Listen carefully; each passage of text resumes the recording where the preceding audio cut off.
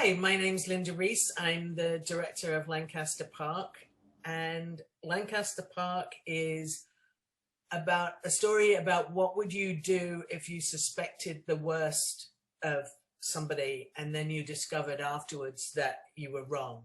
It's a mother and daughter story, and as a single mum, I really related to. I wanted to explore that concept of guilt and doubt. Thank you, and thank you for being here. This is your second film that you've had at our festival. The previous film was Ready to Go. It screened in 2018, and it won honorary mention, Best Director, Best Script, and Best Actor. So you kind of you almost took every room in the room. It was very exciting. It was very exciting. When you asked to send this one in, I was more than happy to, based on your previous film, and this film is very much different than Ready to Go. Ready to Go, like we've talked before, the Q&A is a one-person narrative. What I wanted to show with Lancaster Park, aside from the story, was my ability to be able to direct more than just one person speaking, which is great because, I can do that. But it's even though it's pretty much solely one person's story, and we're with her for the majority of the 17 minutes or whatever the run is, there's interactions all the way along the way with other people, different places. So for me, it was great to be able to technically work on, coverage and how I would do stuff. We had to, one of the scenes, which was the last scene we shot in the 3 days that we filmed, due to some weather issues on day one, everything got pushed. So our final scene, was the dialogue between the two women when they're getting their hair done.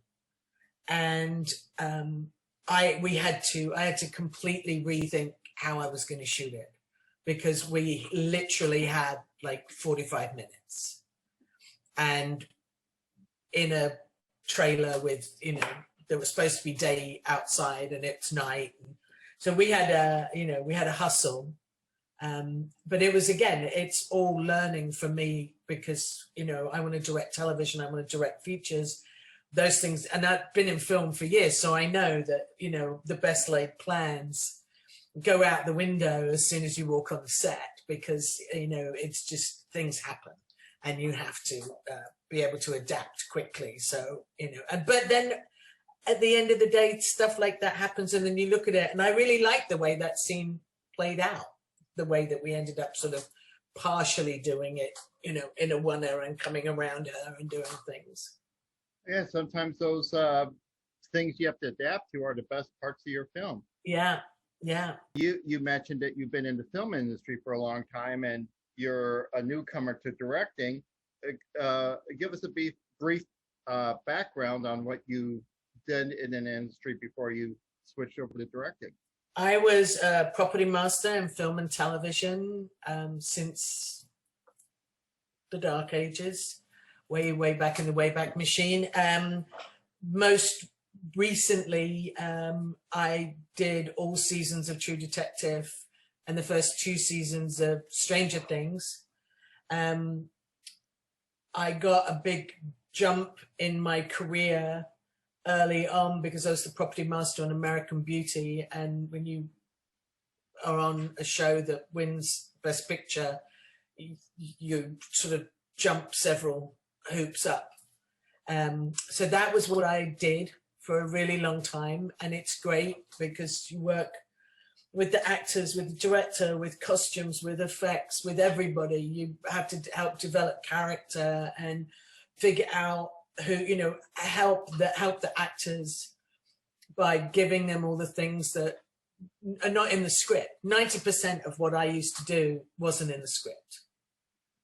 There's stuff on the page that you bring, this book, this typewriter, this whatever, But to be able to help them immerse into the character, when a woman looked in her purse or you open a medicine cabinet, you know, I want the things that they see to have their character's name on, or, you know, you don't just stick a wallet in a guy's pocket. I mean, we had a long conversation about Chief Hopper's wallet for Stranger Things, you know, and in there it's like there was receipts for, you know, buying the beer that he drank, and cigarettes, and his driver's license, and you know, just different things that he would have in there. A little picture of his daughter, even though we never saw his daughter until way late. But we wanted all that in there, so there was some bulk to it, because we wanted to put it in the pants so that guys, when they wear the same pants all the time and they put the wallet in the same pocket, there's always a marking around the, you know, so it's all that kind of detail, which I loved. But at a certain point, it just became that it wasn't quite enough storytelling for me. I wanted to be even more involved. And so that's why I made the move. And a lot of times those props, like you mentioned, the wallet helps the actor, you know, be in the moment as a character too, because if he opens up the wallet and he's looking through, he sees what his character has done, or the life of that character too. Yeah, yeah. I was just doing some work on a HBO show with the people I did True Detective with. They called me to come in. There were this particular project, which is still filming, so I can't name it. There was 300 and something scripted photos. Wow. And not just sort of headshots or IDs or things, but actual, you know, moments captured, family photos, all these different things. And because I had done those a lot on True Detective, they called me and said, look, the folks here in the art department and prop department are already overwhelmed, and they kind of don't know how to do this, and you do it so well, would you come in? And that's really great, because you're adding all their life. You're helping to create all their life. And I agreed to do that, even though I've sort of officially stopped propping, because to me that was still directing. It just, the image wasn't moving. Yeah. You know, I still had to talk to the actors and get people to be in motion or doing things or talking, or, you know, so it's like family snapshots that you capture. But a lot of times when you see stuff on screen, those photos look staged, and real people's family snapshots are not staged. You get somebody looking over here, or some movement, or something happens, and those are the things that add the reality. And that's why they brought me on, because they knew I would, you know, like there would be a thumb in front of the, you know, because it was, some of them were periods, so that kind of stuff, like a finger in the frame or something, sometimes a little bit soft. But all of those things is, you know, that's why they brought me on to add that. With your switch over to directing, I see that you also directed theater. Was that first before you did? Yes. I sort of left LA for a while my daughter was in high school. I took her back to the Isle of Man, where I never actually came from, but that's where I have a home. When my mother moved to, we went there, and there's a very active amateur dramatics group on that island, and we have a beautiful Victorian theatre, which is absolutely stunning. And a friend of mine early on called me up, and she said, I've just been asked to play Truvy in this project, would you direct it?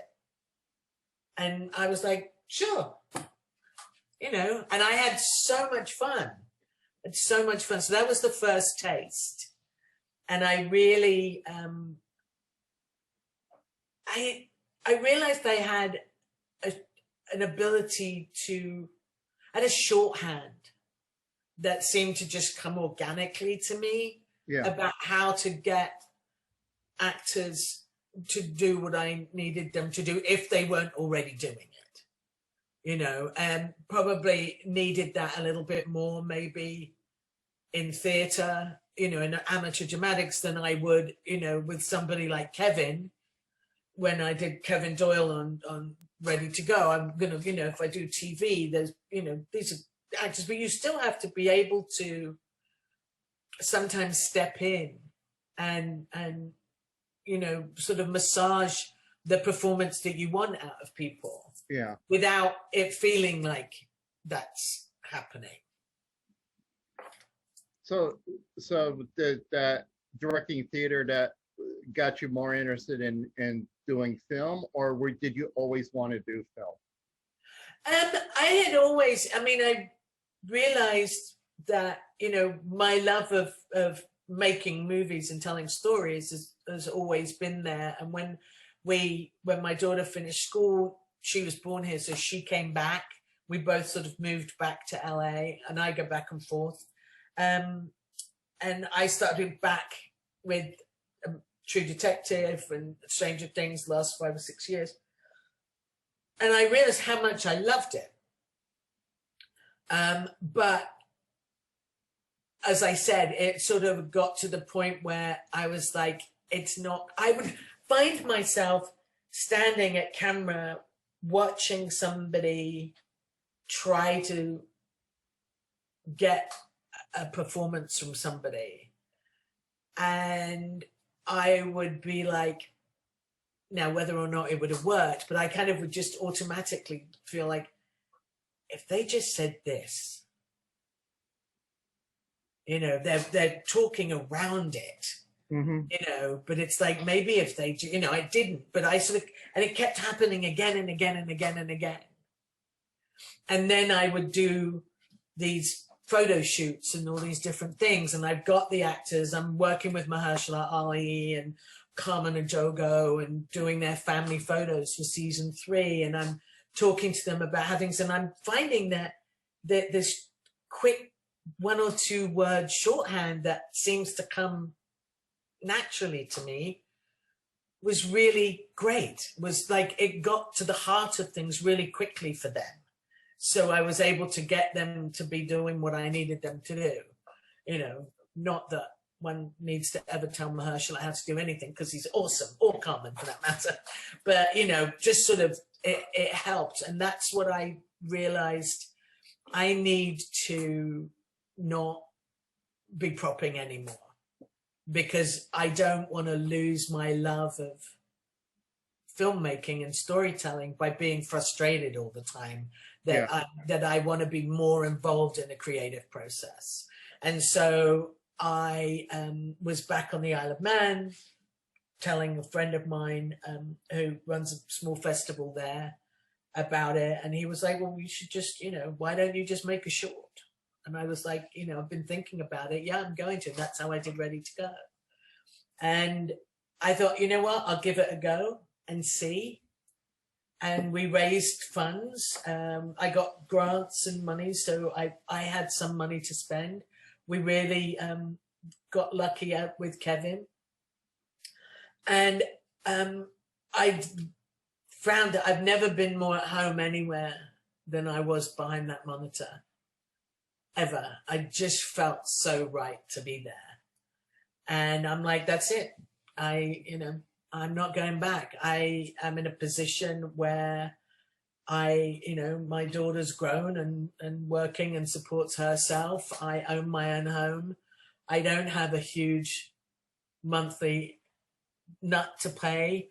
I have a ton of experience. I can call on amazing crew, which I did. My DP on Lancaster Park was the operator and second unit DP for True Detective, and is now shooting the big World War II movie, Amazon TV show. She's the DP on that in London. So I was able to pull, you know, and I'm like, that's it. I'm just gonna go. And then that was all validated by the response that Ready to Go got. Yeah, that did very well in the festival circuit. COVID kind of threw a monkey wrench in everyone's plans last Yeah. year, and we had to pause our festival. And before we paused it, I told you your film was in, so you have a long wait till it's being screened here. Has it been in any other festivals? Yes, it has been in about 15, I think. The first one it was in Mammoth, and that was right before COVID, like the end of January, beginning February of 2020, and I went to that festival. And then everything else since then has been virtual. We have done quite well. I think we didn't garner quite as many sweeps as we did with Ready to Go.